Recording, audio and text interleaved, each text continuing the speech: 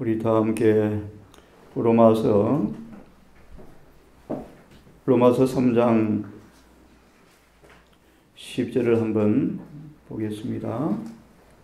성경을 어떻게 읽느냐라는 주님의 질문을 상기하시면서 성경 말씀을 깨닫고 이해하는 것이 얼마나 구원과 밀접한 관계가 있기에 왜 사단이 오류를 섞어놓기를 좋아하는지를 우리 함께 말씀을 나누고 있습니다. 이 로마서 3장 10절이야말로 성경을 어떻게 읽느냐라는 주님의 질문 앞에 큰 성경을 곡해하는 구절이 바로 이 구절입니다. 믿음으로 말미암아 의를 설명하는 숱한 사람들이 3장 10절을 어떻게 읽는지 여러분 참 놀랄 정도로 무지하고 곡해하는 구절이에요. 기록된 바 의인은 하나도 없으며 단 한 사람도 없으며. 물론 앞뒤 로마서 본문의 구절을 다 망각하고 이 구절 자체만 가지고 볼 때 이 땅에 참으로 예수님 외에는 범죄하지 않은 사람이 한 사람도 없습니다. 그렇죠? 자, 그럼 질문을 드려보겠습니다. 3장 10절을 여러분 어떻게 읽습니까? 이렇게 말합니다. 이 땅에 아무리 예수를 믿어도 예수님처럼 살 사람이 없다. 아무리 예수를 믿노라 할지라도 율법과 일치되는 의로운 생애를 정말 죄를 짓지 않고 사는 것은 불가능하다라고 이 구절을 가지고 설명을 합니다. 여러분 이 구절이 어떤 의미인지를 여러분 너무 잘 아시죠? 여러분 말씀드린 것처럼 로마서 1장 1절로 17절까지를 통하여 복음을 선포하고 이어서 3장 20절까지 아무도 이 복음을 통하지 않고서는 한 사람도 율법 앞에 검증된 바 의인은 한 사람도 없다. 다시요. 복음을 선포합니다. 복음이 무엇입니까? 복음에는 의가 나타나 있죠. 의가. 인류의 유일한 소망인 우리 유일한 소망인 의가 나타나 있습니다. 그리고 이어서 말하기를 모든 사람들은 율법 앞에 1대1로 섰을 때 한 사람도 의인이 없다. 조금 다르게 말하면요. 이 복음의 능력을 경험하지 않고서는 복음을 통하지 않고서는 복음 안에 있는 의를 입지 않고서는 아무도 율법 앞에 검증된 바 한 사람도 유구무원이다. 그런 의미에서 의인은 한 사람도 없다. 하지만 중요한 말 하지만 3장 21절부터 26절까지를 보시면요. 마침내 드디어 모든 죄인들이 예수를 믿음으로 말미암아 율법과 조화된 의를 얻을 수 있는 길이 열렸다 라고 선포합니다. 다시 마무리합니다. 3장 10절은 정말 의인이 한 사람도 없다는 말이 아니라 복음을 통하지 않고서는 아무도 율법과 일치되는 의를 이룰 수 있는 의인이 한 사람도 없지만 이제 드디어 마침내 3장 21절 이하의 말씀 인류에게 유일한 소망이 나타났는데 예수 그리스도를 믿음으로 누구나 의롭게 될 수 있는 길이 열렸다.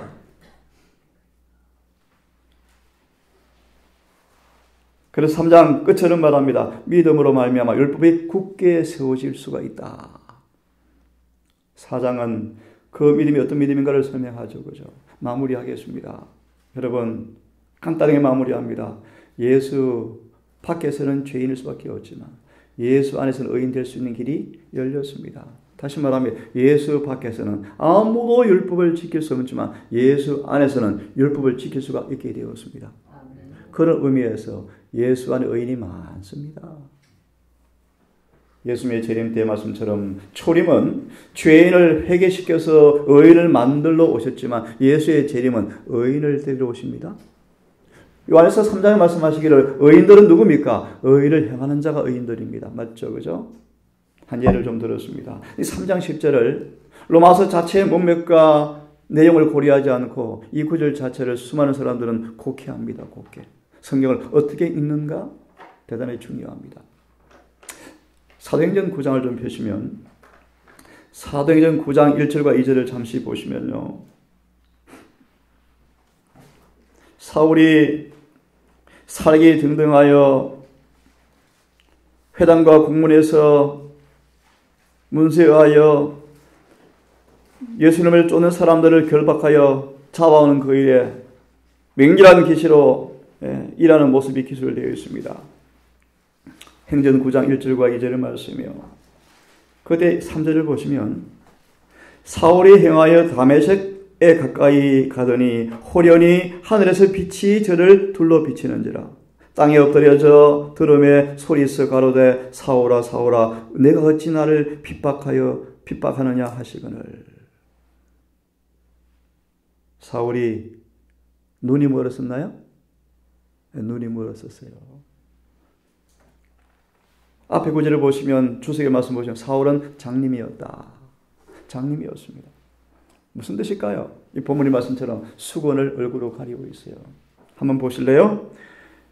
행전 9장 1절과 4절의 주석을 한번 잠시 봅니다. 사울의 불신은 정직한 것이었지만 용납될 수 없는 것이었다. 한번 보시기를 바랍니다. 진리를 거역하는 마음은 모든 사물을 왜곡된 빛 가운데서 본다. 로마서 해석에 그런 것이 굉장히 많습니다.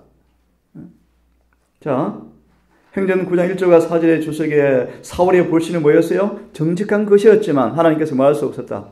용납할 수가 없었다. 진리를 거역하는 마음은 모든 사물을 왜곡된 빛 가운데서 본다. 소망 읽어보세요. 서대 소망에. 그렇게 예수께서 현현하셔서 직접 진리를 설명하시고 눈에 보이게 진리가 이루어짐에도 불구하고 유대인들이 믿어요? 안 믿어요? 안 믿어요. 맹렬하게 안 믿습니다. 그렇죠, 여러분? 이 보시니까 진리를 마음에 거역하는 마음은요, 모든 사물을 뭐 합니까? 왜곡하게 봐요. 거듭나지 않고서는 하나님께서 말씀하시는 완전을 이해할 수가 없대요. 그래서 극단 광신으로 밖에 볼 수 없는 거예요. 공부하셨죠?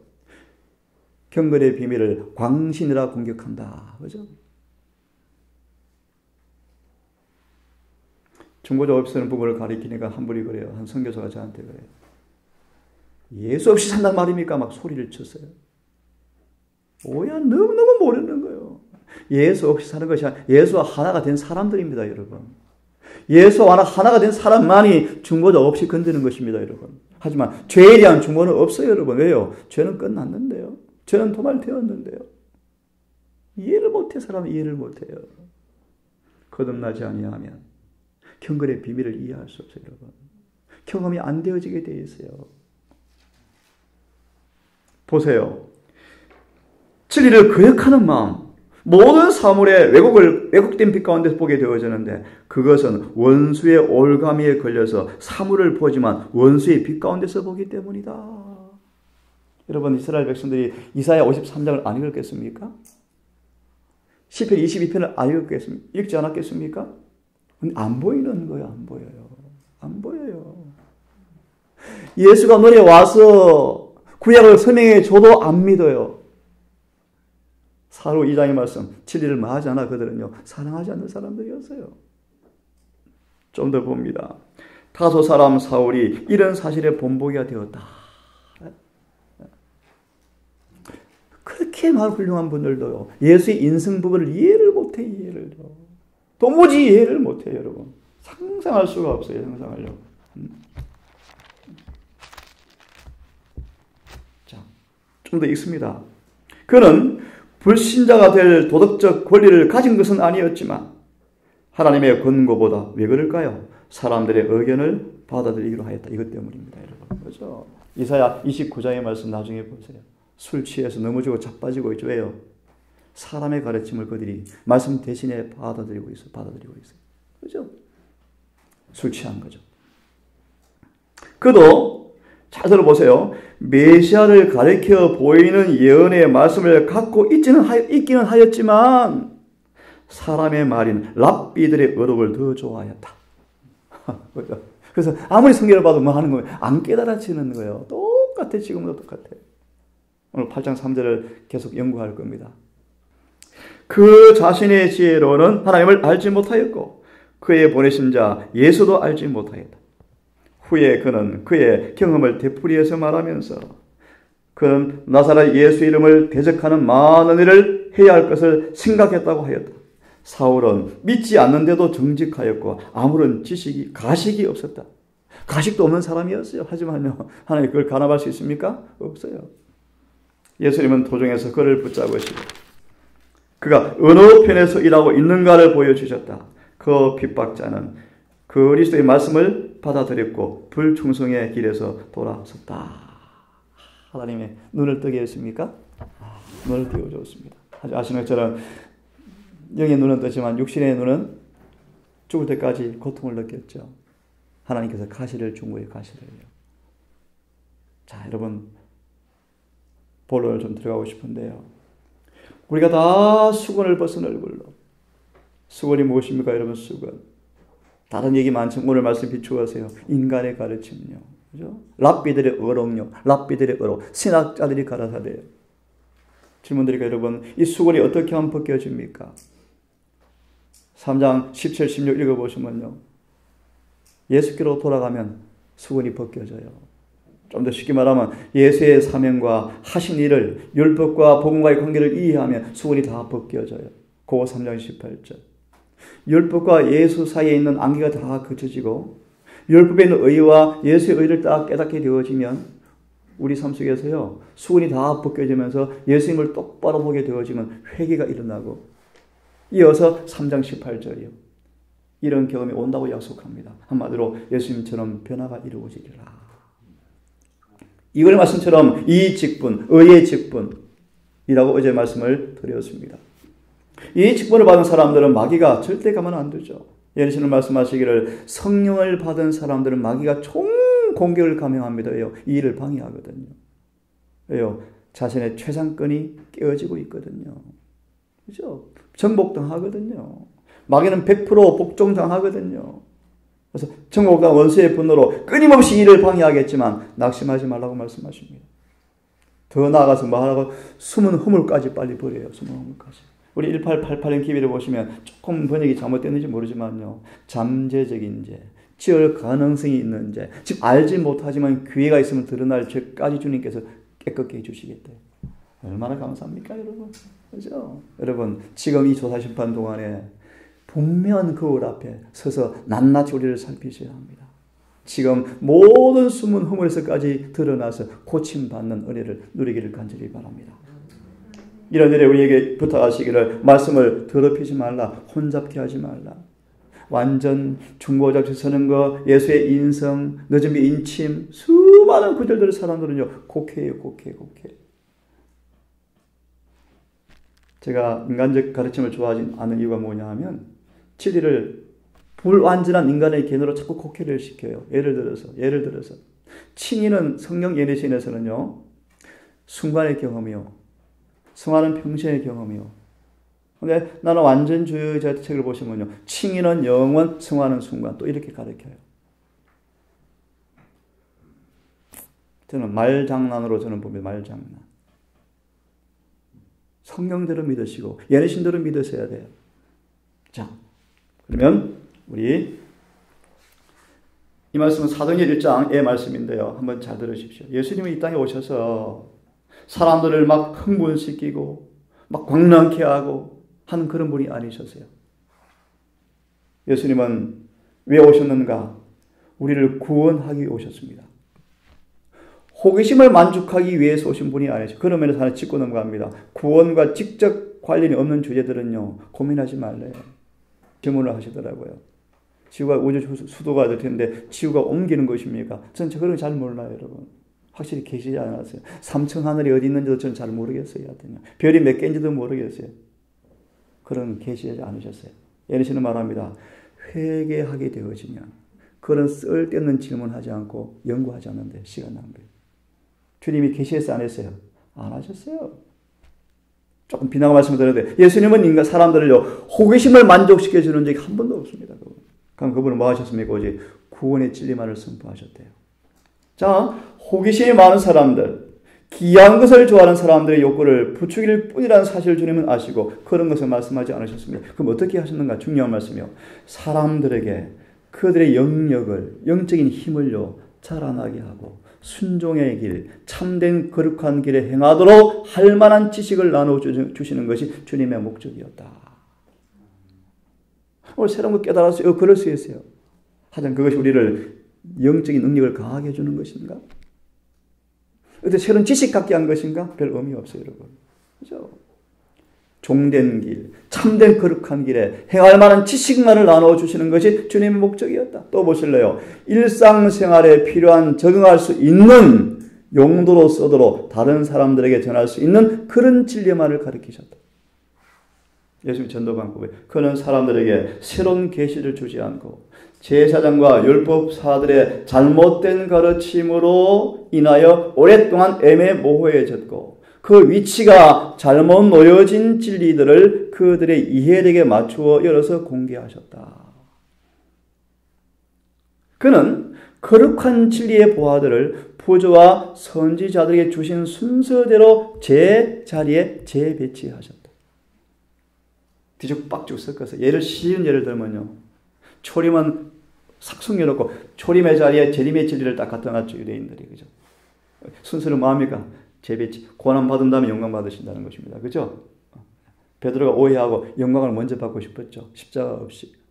이 순서를 재배치하셨다. 이렇게 귀한 교훈을 주시고 난 다음에 성령을 보내실 것을 약속하였고 성령이 오시면 그분은 말씀하신 모든 것을 생각나게 하실 것이라고 말씀하셨다. 예수님은 이런 방법으로 성경을 가르치셨어요. 자, 그러면 한번 본론을 좀 봅시다. 그제 말씀처럼 이 구절이 정말 논쟁이 심한 구절이고요. 이 구절 때문에 저같이 기별을 전하는 사람들이 가장 공격을 받는 구절이 이 구절이에요. 한번 제목처럼 이 로마서 8장 3절을 어떻게 읽느냐 한번 같이 읽어보십시다. 어떻게 읽는가 공부를 해봅시다. 같이 읽겠습니까? 시작. 율법이 육신으로 말미암아 연약하여 할 수 없는 그것을 하나님은 하시나니 그 죄를 인하여 자기 아들을 죄 있는 육신의 모양으로 보내어 육신의 죄를 정하사. 우선 설명을 좀 질문을 드리면 여러분 이게 무슨 말이죠? 여기까지가 무슨 말입니까? 율법이 육신으로 말미암아 연약하여서 할 수 없는 그것을 무슨 말이죠? 예, 맞습니다. 예, 맞습니다. 이 말을 좀 그대로 지역하면요. 율법은 우리 육신을 의롭게 만들어줄 수가 없어요. 율법은 의를 만들어줄 수가 없어요. 율법은 사람을 변화시킬 수가 없어요. 율법 의를 요구하고 아니면 정죄받게 할 수 없어요. 인간 스스로는 법을 이룰 수가 없어요. 반대로 말하면 그렇습니다. 그런데 그것을 하나님은 하셨어요. 율법이 육신의 인간을 의롭게 만들어주지 못하는 그것을 하나님은 의롭게 만드는 일을 하셨어요. 율법이 하지 못하는 일을 하셨어요. 다시 말하면 율법은 사람을 의롭게 만들어줄 수가 없어요. 그런 의미에서 잘 들으세요. 예수를 통하지 않고 아무리 힘으로 율법을 지켜본들 율법이 의롭게 할 수가 없어요. 의를 이룰 수도 없어요. 하나님 어떻게 하셨습니까? 이 연약하여 수 없는 육신으로 오셔서 죄 있는 육신으로 오셔서 육신의 죄를 성하심으로 이 일을 이루어 주었다라는 것입니다. 좀 더 자세하게 이제 정확하게 설명할 것입니다. 또 다른 번역은 이렇게 번역해 놓고 있습니다. 인간의 본성이 약하기 때문에 이렇게 번역합니다. 율법이 이룩할 수 없는 것을 하나님께서 이룩하셨습니다. 번역을 좀 잘했어요. 그죠? 인간의 본성이 뭐하기 때문에? 약하기 때문에, 연약하기 때문에 율법이 이룩할 수 없는 의를 하나님은 이룩하셨습니다. 어떻게 이룩했습니까? 약한 본성으로 오셔서 이룩하셨습니다. 더 구체적으로 하나님께서는 당신의 아들을 뭐요? 죄 많은 인간의 모습으로 보내어서 이렇게 번역해 놓았습니다. 육신의 죄가 충만한 모습, 육신의 죄된 모습, 죄 많은 육신의 모습으로 오셔서 그 육체를 뭐 하셨어요? 죽이심으로써 죄를 없이 하셨습니다라고 번역합니다. 육체를 뭐 하셨어요? 죽였다. 또 이렇게 번역합니다. 율법이 육신으로 말미암아 연약하여 능히 할 수 없는 그것을 하나님께서는 하셨나니 곧 자기 아들을 죄 많은 육신의 모양으로 보내시고 또 죄로 인하여 육신 안에서 죄를 정죄하셨다. 영어를 하니까요. 정죄라는 단어는요. 추방하다 뜻이에요. 육신 안에서 죄를 뭐 하셨다? 추방해버리셨다. 어떤 모습으로? 육신의 모양으로. 미리 말합니다. 우리 같은 입장으로 오셔서. 쉽게 말한 거예요. 쉽게 말하면 그래요. 또 봅니다. 또 다른 번역 보세요. 율법이 죄의 본성 때문에 연약하여 할 수 없었던 것을 하나님께서는 잘 들으세요. 죄를 없애기 위해서 또 이렇게 번역합니다. 자신의 아들을 죄 있는 사람의 모양으로 보내심으로 행하셨습니다. 어떻게 해요? 하나님께서는 죄인들 속에 거하고 있는 죄에 대해서 유죄 판결을 내리셨습니다. 이렇게 번역합니다. 영어를 봅니다. 율법은 할 수 없었습니다. 그 육체를 통해서는 너무 연약하기 때문에 그것을 율법이 요구하는 의를 이루어줄 수가 없었습니다. 하나님은 그의 아들을 보내셨습니다. 어떻게 해요? 타락한 육체, 죄된 육체와 같은 모습으로 죄된 육체와 같은 모습 안에서 자신의 아들을 이 땅에 보내셨습니다. 그래서 죄를 특별히 어떤 죄예요? 육신 안에 그 육신, 죄 많은 육신 안에서 안에 있는 죄를 컨뎀 정죄하셨습니다. 자, 이게 뭔가를 이제 조금 제가 풀이해 드릴게요. 자, 이 3절의 목적은요. 4절의 결론이 나 있습니다. 읽습니다. 시작. 이것은 육신을 따라 걷지 아니하고 성령을 따라 걷는 우리 안에서 율법의 의가 성취되게 하려 하심이라. 3절에 대한 이해를 좀 부족한다 할지라도 3절의 그 목적이 무엇인가 확실할 때 3절을 다시 이해할 수 있나요? 이해할 수 있어요. 한마디로 인생이 어떻고 저떻고 놔두고요. 목적이 무엇입니까? 우리가 예수를 믿음으로 이제 성령을 따라 살면 뭐가 이루어진다? 결론이에요. 결론. 근데 이것을 안 되게 하려고 3절을 곡해하는 것입니다. 좀 이해하셨어요? 다시 말하면 우리는 예수님처럼 완전한 율법과 조화된 생애를 살 수 없다고 가르치려고 3절을 곡해해요. 이해할 수 없죠. 그죠? 이 말씀 속에는 생각합니다. 그리스도께서 하신 일과 우리 안에서 그리스도께서 해 주시는 역사가 나타나 있다. 이해하셨어요? 예수께서 하신 일이 무엇입니까? 우리처럼 죄된 육체 가운데 오셔서 의를 이루셨습니다. 또요, 이 일을 우리 안에서 해 주실 것입니다. 맞습니까? 자, 좀 더 또 자세하게 보겠습니다. 이 좀 다른 말씀인데 우선 읽어보고 이해를 시켜드릴게요. 한번 같이 읽겠습니까? 시작. 율법은 하나님의 생각의 표현이다. 우리가 그리스도 안에서 그것을 받아들일 때 우리의 생각이 되어져 버린다.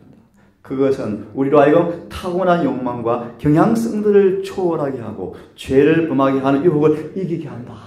이래서 율법을 신나는 것입니다. 한편으로. 이해되셨어요? 우리가 예수를 통해서 율법을 영접해버리면요. 그 율법이 뭐가 돼요? 우리의 의가 되어버려요. 우리의 의가 되어버리면, 우리 생각이 되어버리면 그 율법은 나를 뭐 합니까? 죄를 초월하게 만들어줍니다. 이해하셨어요? 이런 의미에서요. 믿음으로 말미암아 율법이 내 안에 내재하면 예수님처럼 고백할 수 있어요. 시편 119편의 말씀. 그죠? 내가 주께 범죄치 아니하리 하여 주의 말씀을 내 속에 두었나이다. 그죠? 주의 계명대로 행함으로 죄가 우리를 마할 수 없어요. 올라붙을 수가 없죠. 요셉처럼. 자, 다시 돌아와서요. 잘 보세요. 로마서 8장 3절의 결론은 죄 있는 육신의 모양에 대한 해석을 넘어서 좀 이따 이 말씀도 드릴 겁니다. 4절을 통해서 우리는 분명한 결론을 얻을 수가 있다. 아무 오해할 수 없는, 오해할 필요가 없는 구원의 진리를 얻을 수가 있다. 결론적으로 다시 말해서 신학적 이해를 넘어서서 하나님은 하실 수가 있는 분이시다. 다시 말하면 7장 14절 24절을 통해 철저하게 육신은 무력합니다. 처절한 죄의 종된 모습을 설명합니다. 절대로 육신으로는 죄에서 해방되어서 의에 이를 수가 없는 사실을 이미 우리는 보았습니다. 하지만 보세요. 믿음의 역사를 보십시오. 믿음은 의에 이르게 합니다. 곧 율법에 일치하는 순종을 우리에게 뭡니까? 만들어 줍니다. 이 사실을 에베소 1장을 통해서 한번 같이 보십시다. 같이 읽습니다. 시작. 찬송하리로다. 곧 하나님 곧 우리 주 예수 그리스도의 아버지께서 그리스도 안에서 하늘에 속한 모든 신령한 복으로 복 주시되 창세 전에 그리스도 안에서 우리를 택하사 우리로 사랑 안에서 그 앞에 거룩하고 흠이 없게 하시려고. 시간이 없어요. 이걸 뭐라고 말씀하십니까? 네?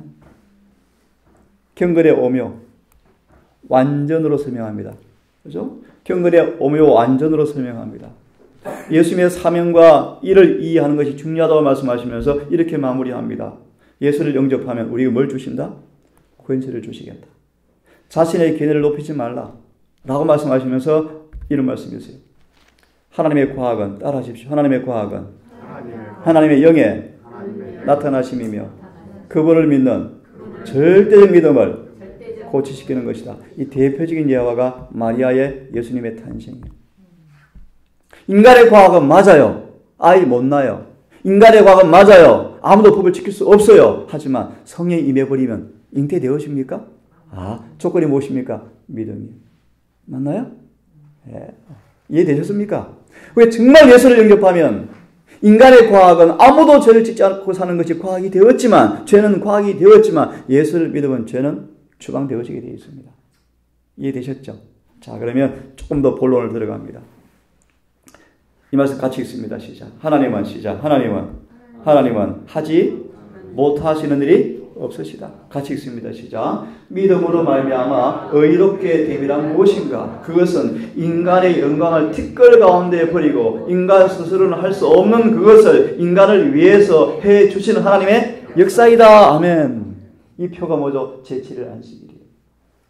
자, 마저 읽습니다. 시작. 인간이 그를 스스로 무가치함을 깨닫게 되어질 때 그들은 글쎄 의를 옷 입을 준비가 되어진다. 제가 좋아하는 말씀이 하나님의 뭐다? 역사이다. 그래서 산상보호는 말하기를 여러분 자신만 방해하지 아니하면 이 일을 이루어 주시겠대. 그러면 의지를 마라 날마다 그분께 드려라. 좀 쉬운 말씀으로 그분을 사랑하게 되어지면 의지를 즐겨 드리게 되어집니까? 네, 맞습니다. 그런 의미에서 너희가 나를 사랑하면 내 계명을 마하리라 지키리라. 선물인가요? 예, 그렇습니다. 자, 어떻게 하시는가? 너무너무 잘 하시는 말씀이에요. 빨리 요약합니다. 예수님은 완전한 의를 이루어 놓으셨습니다. 우리가 받고 싶죠? 어떻게 받는가? 과거의 죄를 싹 사해버리십니다. 그리고요, 이 의를 계속 우리 속에 뭐합니까? 풀어넣습니다. 계속 요한 21장인가요?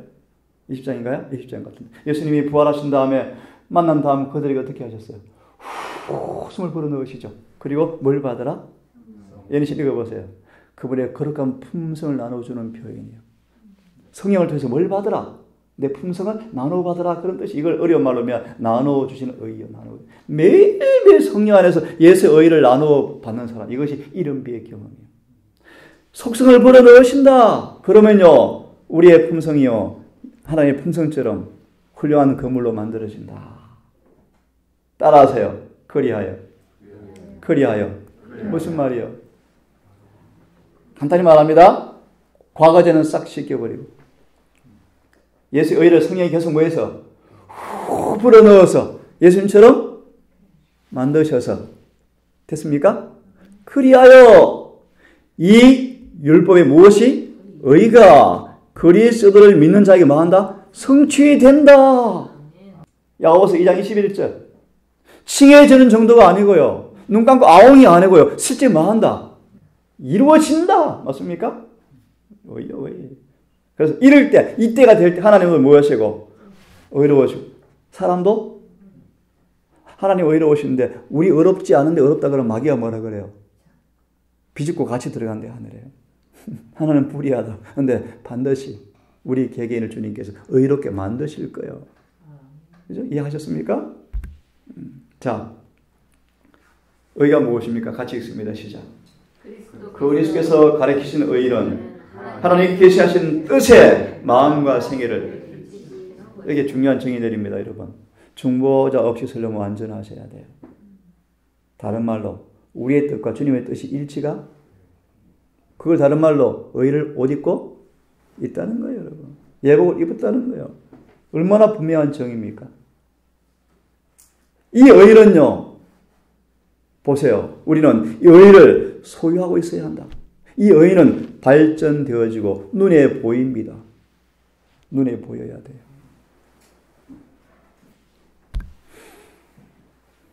이 말씀을 읽고 또 내일 좀 하겠습니다. 자, 이 말씀이 뭐냐면 정확한 얘기인데요. 육신 안에 죄를 정했다라는 말의 의미가 무엇인가를 가장 정확하게 설명하는 성경 예리신의 구절이에요. 다시요. 죄된 육체 안에서 그 육체 안에 있는 죄를 정죄했단 말이 무슨 말인가를 설명하는 구절이에요. 읽고 오늘은 마치겠습니다. 같이 읽어보겠습니다. 공부하는 거니까. 시작. 구속하는 일은 비밀이라고 불리운다. 그것은 참으로 비밀이다. 여기서 앞에 설명이 뭐냐 하면 하나님께서 어떻게 성육신을 하셨는가, 이런 비밀이다. 설명할 수가 없다. 하지만 사실입니까? 사실이에요. 설명은 불가능하지만 어떻게 하나님 인간이 되셨습니까? 하지만 그 비밀이 뭔가 있습니다. 시작. 그 비밀로 말미암아. 시작. 그 비밀로 말미암아 무엇이 영원한 의가 믿는 모든 자에게, 다니엘서 9장 24절의 말씀이에요. 어떤 의요?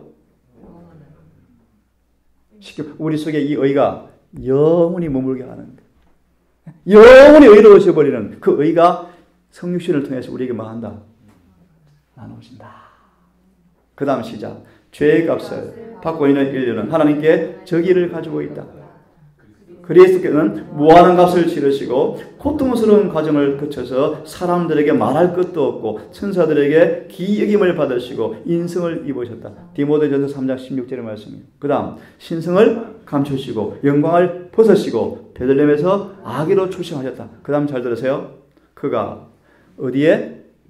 육체에 계셨을 때 무엇을? 율법을 수행하라 하셨으니. 왜냐하면 왜냐하면 시작. 이는 그가 육체에 뭘? 죄를 정하려 하시며. 8장 3절이죠. 질문. 육체의 죄를 정한다 뜻이 뭐예요? 율법을 수행하라 된다. 맞습니까? 죄가 들어올 틈이 있다 없다? 없다. 죄가 끼어들 틈이 있다 없다? 없다. 이 예언신의 설명이 얼마나 멋져요.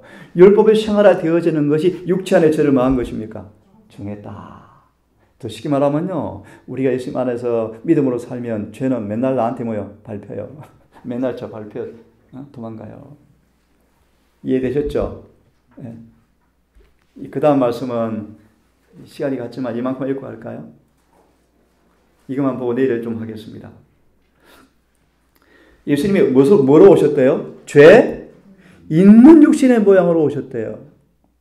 공문에 가장 중요한 질문 저한테 하셨어요. 모양이 무엇인가 설명해 달래 나한테. 이 모양이라는 히브리 원어를 보시면요, 질과 본질에 있어서 거의 같은 양이다 뜻입니다. 예수께서 죄에 많은 모양으로 오신 것을 신학자들은 이렇게 이해합니다. 신학자들은 겉은 타락한 후로 왔지만 속 사람은 우리와 본질적으로 같지는 않다라고 해석합니다. 그런데 이 원어는요, 그렇지 않습니다. 질과 그 본질, 그 본체에 있어서 거의 같은 양을 가졌다 말의 의미입니다. 모양이라는 말의 의의가 빌립보 2장 7절에 나와 있는데 내일 공부하겠습니다. 한마디로 말합니다. 예수님은요, 사기꾼이 아니셨어요. 우리와 똑같은 조건을 가지고 오셔서 죄를 승리하셨어요. 우리보다 유리한 점이 하나도 없었어요. 범사의 모든 면에 뭐예요? 똑같이 시험을 받으셨어요. 하지만 죄는 없으셨어요. 내일 공부합니다. 내 신학자들은 이 모양을요, 이렇게 해석해요. 그럴듯하게만 같다라고 해석해요. 여러분 성경 어떻게 읽으십니까? 랍비들의 어록 좋아하시면 안 돼요. 우리 정은의 어록을 좋아하십시오. 오직 성경으로만 믿으시고, 여러분 밝은 진리 가운데서 모든 마귀의 관계를 다 간파하고 승리하는 우리 14만 4천 되십시다, 여러분. 네? 오늘은 이렇게 하고 마치십시다.